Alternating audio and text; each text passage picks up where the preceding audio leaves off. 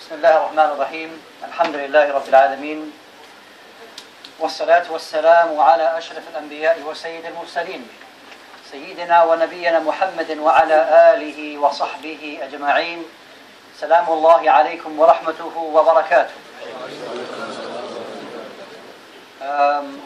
Logistically, I do apologize for my lateness, and I would have preferred really that Shaykh Murtada could really continue with his words of wisdom. However, I guess the more faces that you see in an evening is better for you, inshallah ta'ala. And for me, it's good to seek the mercy and blessings of Allah subhanahu wa ta'ala to be with you on this evening. And I ask Allah subhanahu wa ta'ala to bless all of you. And I ask Allah subhanahu wa ta'ala to keep you firm and steadfast upon the deen of Allah subhanahu wa ta'ala. So, as has been mentioned, I assume, just prior to me coming here, and maybe the lecture previous to that as well, I just want to mention just, I guess, a few short words concerning dealing with fitan, dealing with tests. And as you know that Allah subhanahu wa ta'ala will test His servants continuously. وَشَدُّ النَّاسِ ابْتِلَاءً الْأَنْبِيَاءِ, and that the most severe or severely tested people are the prophets and messengers. ثُمَّ الْأَمْثَلْ فَالْأَمْثَلْ, and then those who come after them, and then who come after them. So in the face of so many fitan and so many tests, what is upon you? Ya Abdullah, O servant of Allah, what is upon you to do in the face of such fitan? The Prophet ﷺ, he gave a khutbah, he gave an advice to the companions, radiyallahu ta'ala anhum.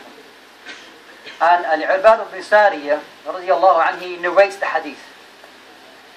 And he said that the Prophet ﷺ khatabana khutbatun muwadda', that he gave us almost like a farewell sermon. And in this farewell sermon, that the Prophet ﷺ said that there will be from you who will live after me, وَسَيَرَى اخْتِلَافًا كَثِيرًا, that they will see many differences. فَعَلَيْكُمْ بِسُنَّتِي وَسُنَّةِ الْخُلَفَاءِ الرَّاشِدِينَ الْمَهْدِيِّينَ.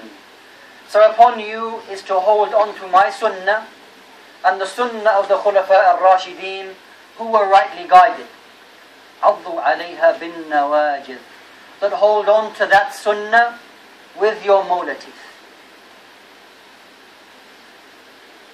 So in this beautiful advice, the Prophet ﷺ was aware that even during the companions' time where there was relative peace and tranquility and stability, however, that there was going to be differences.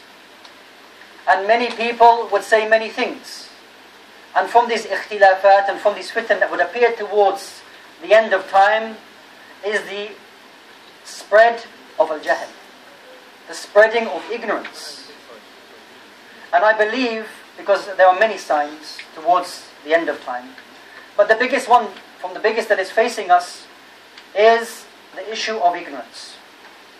And know that Allah subhanahu wa ta'ala won't just remove knowledge from the books and that what exists in front of us. Rather, Allah subhanahu wa ta'ala will remove knowledge how? Who knows the answer?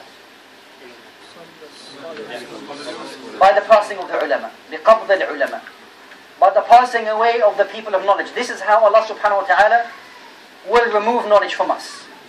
فَيَبْقَى فِي النَّاسِ, who will remain amongst the people? رَؤُوسًا جُهَالًا, the heads of the ignorant people. فَيَفْتُونَهُمْ بِغَيْرِ عِلْمٍ, that they will give people without no knowledge. فَيَضَلُّونَ وَيُضِلُّونَ, that they misguide themselves and that they will misguide others. So there is no excuse for any one of us that if you have access to knowledge, if you have access to a person who can direct you to that what is correct upon the book of Allah Jalla wa Ala and the sunnah of Muhammad sallallahu alayhi wa sallam, فَعَلَيْكَ بِهِ, that it is upon you to adhere to that person, because they are giving you that what will save you from the hellfire and the punishment of Allah subhanahu wa ta'ala in the hereafter. And this is what the Prophet sallallahu alayhi wa sallam informed us, that from the minor signs of the Day of Judgment is intishar al-jahl,